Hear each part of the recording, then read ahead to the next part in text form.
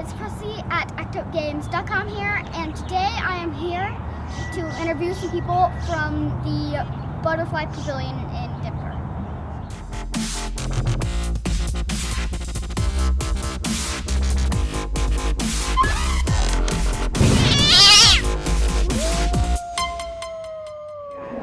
Do you know what kind of bug this is? It's like a beetle or something. Close to a beetle.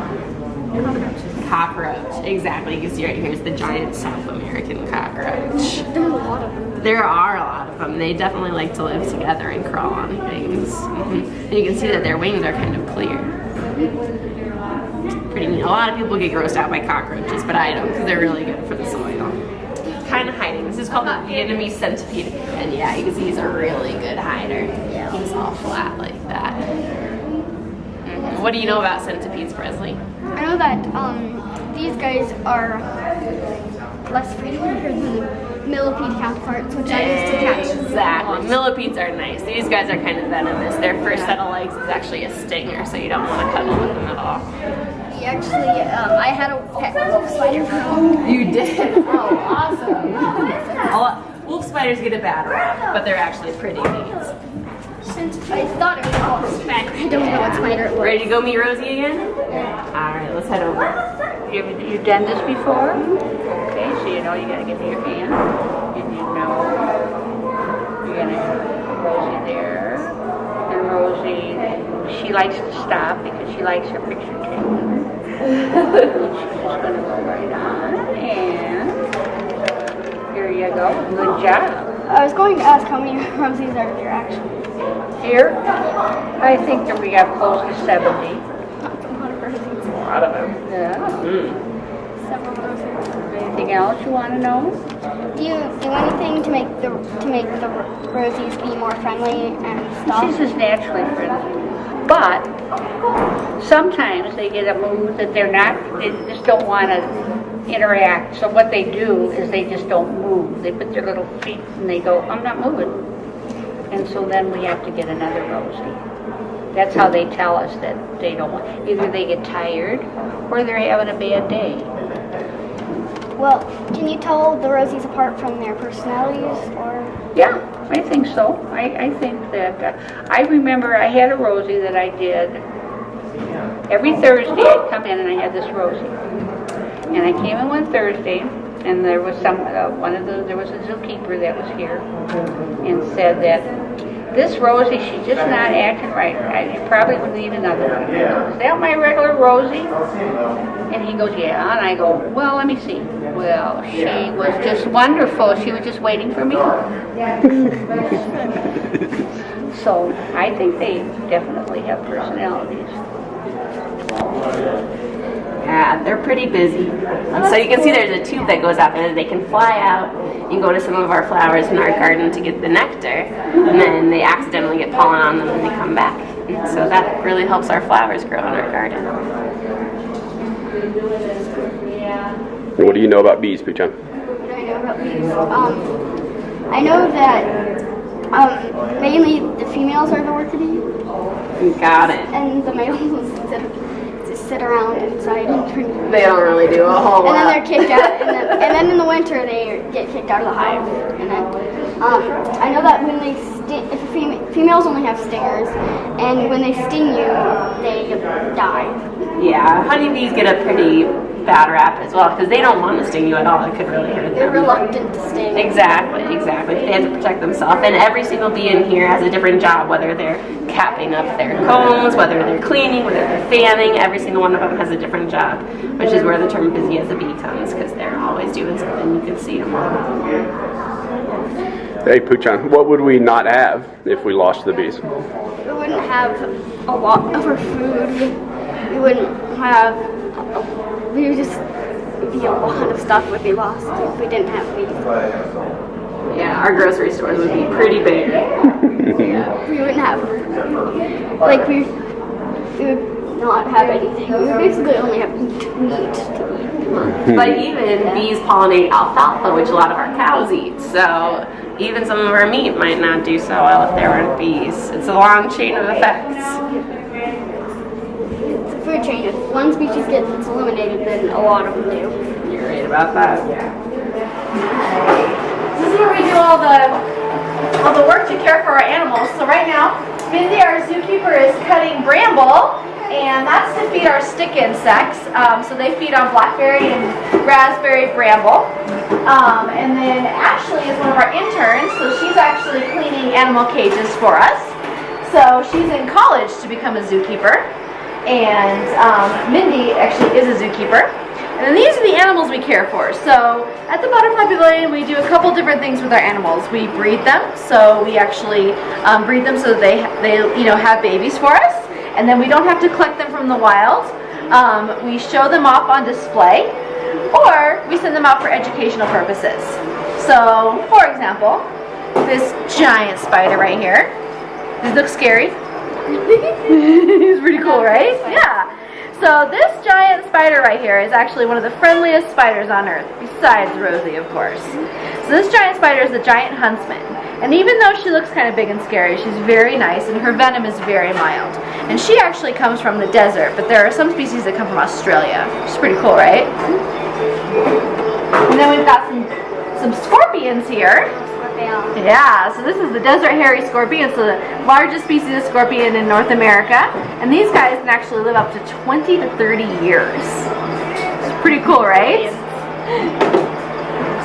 This is our little alien animal. This is a vinegaroon. And most people have never seen these guys before. How cool is that? So they're called a vinegaroon because they actually shoot vinegar from their tail if they get scared. And he's not scared, so he's not going to shoot at you.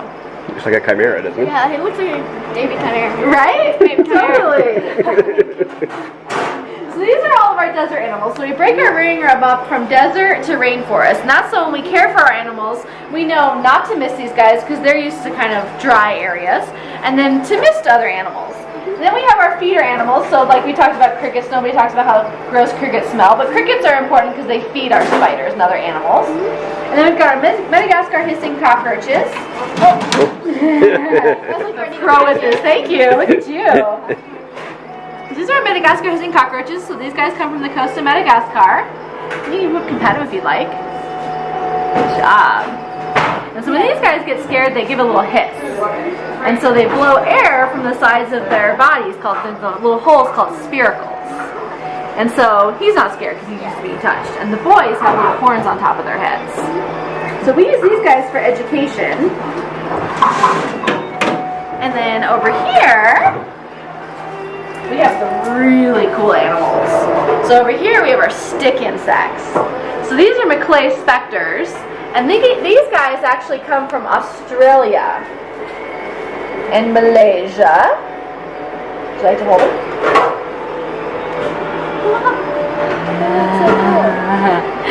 Doesn't it look like a dead leaf? It does look like a dead leaf. Right? It totally looks like a dead leaf. So that's the female. And what she's doing is she's like, I don't know about you, so she's going to curl up her tail and she's going to pretend like she's like something scary, like a scorpion. But she's not really. And so these guys are going to eat the bramble, and they're going to sway in the wind when they get scared. Oh, there you go, see? Mm-hmm. So she's like, I'm swaying like a leaf, so that she can pretend like she's a leaf so nothing tries to eat her. Pretty cool, right? Cool. They're really cool. Do you like to hear it? And then these guys, let's see if I can find a bigger one.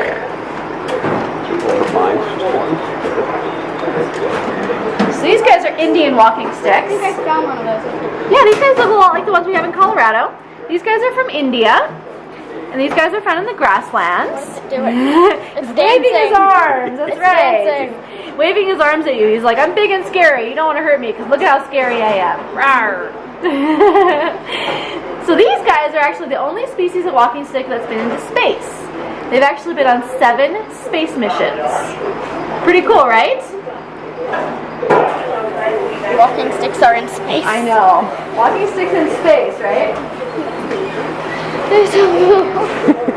Over here, we have some caterpillars. So these are painted lady caterpillars. Yeah, so they're going to raise these. These guys are native to Colorado, so we're raising these for a butterfly release. So these guys are keeping an individual, and they eat a lot. that caterpillar is actually about 10,000 times their body weight, so they're little eating monsters. So to put that, if like that was a human, that would be like if a newborn baby ate so much in like 6 to 8 weeks, they became the size of a bus. It's a lot of food, right? Over here we have kind of our rainforest animals that need a lot of moisture. So we have our hermit crabs. So these are land hermit crabs. And then we've got roaches. So let's see if I can find one, because these guys will change your mind about cockroaches, because they are the cutest cockroaches in the whole world. These guys are called domino roaches. That's the name of my cat. Oh, is it? Not without the roach part. Right, yeah. Well, now you can add the roach part. So we don't have any adults, but when they're adults, they get little dots on them like dominoes. So they look more like a beetle than a cockroach. But they're really cute. Yeah, they look like beetles, don't they? So those guys are also found in India. And this is, oh, hang on, his back. Oh my goodness. This guy's like a clown. This is a stag beetle. This guy comes from Malaysia. And those big pinchers aren't to hurt people, they're actually to fight other males, so you can get the female's attention. You can pet his back if you want. Pretty cool, right? So these are giant African millipedes. It's big, right? It's the biggest millipede you've probably ever seen. So the largest millipede on the planet. And these guys used to be really popular in the pet, you could buy them in pet stores. But what happened was when people didn't want them anymore, they would release them into the wilds. And then they actually have a mite that lives on them that actually helps clean them. But then the mite and the millipede got loose, and it actually hurt native animals. So the Department of Agriculture said, can't have them as pets anymore. So you have to have a special permit to own these guys now. Yeah. And over here are our tarantulas, our rainforest tarantulas. So this one right here, this is the largest tarantula in the world, and it's still a baby, so it has a lot of growing to do. So this is this one is our Goliath breeder. Pretty big, right? So it's still a baby. So it's this one's about 3 or 4 years old, and it'll live to about 30 years.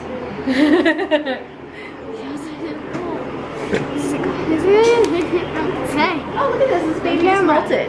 So this is a baby that just molted, so I'll open up so you can see. So there's its molt. So tarantulas, when they grow up, to shed their exoskeleton. So this one just molted, so you can see how nice and pretty it looks now. That's a baby tarantula. And then we've got Mexican red knee. So this tarantula is actually critically endangered. It'll probably be extinct in the wild in the next 5 years. So this is one of the ones that we actually breed here at the Butterfly Pavilion, because we actually want to protect it. I used to have like this remote control one. Yeah, you can buy those remote control ones. I bought my nephew's one of those. It's pretty cool, right? I named it In the Way because it would always get in the way. I love it. It's awesome. I don't know. Did you have any questions? Well, yeah. Where do these animals come from? So we work with breeders all over the world, and we want to make sure that we are getting animals from places that aren't like collecting them from the wild and aren't, taking animals out of the wild and depleting natural populations. So the people we work with actually either collect them after the breeding season, so to ensure they've bred already, or breed them in captivity and then send them to us. We also breed a lot of our animals here in-house. So we want to make sure that we're, breeding animals a lot ourselves. So do you name any of these bugs? Sometimes we do. So Rosie obviously has a name, but if you want to see the animals I name, I'll take you into the next room. And there's a reason why I name them. These are all Rosies. Obviously we name Rosie. And then these animals over here, these are my breeding tarantulas. And I always name my breeding tarantulas because then it kind of makes it easier for me to talk about them. So if I say for example, let's look at this one. So the snapping breeder, her name is Audrey Hepburn. So when I talk about them, when I'm talking about her to other people and I say Audrey Hepburn, we're breeding her so we can, carry on her gene line, it sounds better than we're breeding a big scary tarantula. So let's see here. And I always name my tarantulas after movie stars. So This one right here is named Marilyn Monroe. Let's see here. It took off. Oh, there's one that's not. Bubbles. I have Bubbles. She actually came in with that name. Somebody donated her. Her name was Bubbles when she came in. So, yeah. So she's not a movie star. So I name those guys because when I talk about them, it makes people care about them a little more because I want people to care about tarantulas. Who's your favorite movie star, Ficha? Gary Oldman. Gary Oldman. Ever since he played the role of Sirius Black and like, yeah. Nice. Well, actually, I will show you something pretty cool. So, have you guys heard of the movie Heaven is for Real? Mm-hmm. Okay. So, Butterfly Pavilion was actually in the movie with Greg Kinnear. And Greg Kinnear was super afraid to hold Rosie. And when I was there, I told him if he held Rosie, I would name a tarantula after him. So, this is Kinnear. And this is a critically endangered tarantula. It should probably be extinct in the wild, probably in less than 5 years. Has anyone been like attacked by anything in here? Nope. We've never actually had an aggressive bite here at the Butterfly Pavilion. We only hold Rosie, and the reason why we do that is because Rosie is extremely docile. She is more likely to, most tarantulas are more likely to run away than bite us. We don't taste good. They don't want to waste the venom on us. So a tarantula bite is actually very rare. So we've actually never had a bite here. So yeah, how about we look at our water's edge exhibit, our aquarium, and then we'll leave you guys to explore the rest of the place. So when you look in here, what do you see? Looks like a lobster. It is a lobster, Big absolutely. lobster. So we've got some slipper lobsters, and we actually have somewhere hiding in here a really big old hermit crab. He's about 40 years old, I think. Let's see if we can find him. Oh, found him. Look how big that hermit crab is. It's a big crab. Put your hand up next to it, Presley. Oh, that's a big crab. That's a a big really crab. big crab. That's crazy. Yeah, absolutely. So the most of the hermit crabs we see are what, little tiny pet store ones. Mm-hmm. That guy's been around for a long time. And a lot of people don't realize that corals are actually animals, right? Most people think they're plants, don't they? Yeah. Can you see any coral in here? You got it. Yeah. A lot of these are all different kinds of corals. Tons and tons and millions of tiny little animals living in there, all one big thing. Right behind that little one. You see his antenna poking out? Yeah. And that little hermit crab sitting on top of there. A lot smaller, really tiny, a lot smaller than our other one, that's for sure. And what's that big pokey thing called? See that big black thing? That, oh gosh. I can't remember its name. That's called an urchin. Sea urchin. Yeah. Once I was looking at I stuck my hand straight into the ocean and I got hit by like one several times. Yeah, so their spines can definitely break off and it's pretty pokey. Be gentle. Just like that with the back of your finger, real gently. Hey, come here. Good job. These are really cool. So they have blue blood, and it's made out of, it's a copper-based blood. They're actually using it in medical research to help cure a lot of medical problems because they have really cool clotting properties. So it takes all the bad, when their blood clots, it takes all the bad stuff out of your blood. So they're trying to figure out how they can use it to cure some human problems too. Who would have thought that a horseshoe crab could help us as humans? You know how old this species is? They are 450 million years old. That's really old. Yep, they've been around since before the dinosaurs. What else did we see once that was old like that? Do you remember? Oh yes, pillbugs and milkweeds. Pillbugs. That's right. We got some starfish here. This is really cool because you can touch some of these marine animals. Really cool. How do you touch them? With the back of your finger. What does that feel like? It feels like the stuff that's on the rocks sometimes when you're in a creek. Yeah, it feels like algae. Exactly. It's pretty squishy. What does this one feel like? Did you feel that? Yeah, that one feels like a shell kind of. Yeah, they feel very different, even though they're both sea stars. Pretty rough like that. And you can kind of see underneath, he's kind of curving his arm up, and underneath he's got these little suction cups called tube feet. And that's how they, and you can see he's stretching those ones out. That's how they stick to things, and that's how they move. Yeah, maybe. Can you talk a little bit about what you do at the Butterfly? Yeah, I coordinate our education programs, so youth, adult, and family programs. So the kids that come here on field trips, and we also go out into schools. We bring our animals and teach kids all about invertebrates and all about their habitats. And then we also have programs here like summer camps and yoga classes and tons of stuff for everyone. So that's what I do. What is your favorite part of your job? Oh, I like teaching kids about animals. That's probably my favorite part. What did you study to become? I studied environmental education in college. What is your favorite animal or exhibit? Ooh, that's a great question, Presley. I think one of my favorite animals that we have here are our jellies. They're really neat, and I love the way they move. We went to the aquarium and we saw the moon jellyfish. Oh, I love the moon jellies there. They're so peaceful. What is something you wish people knew about the museum that most people actually don't?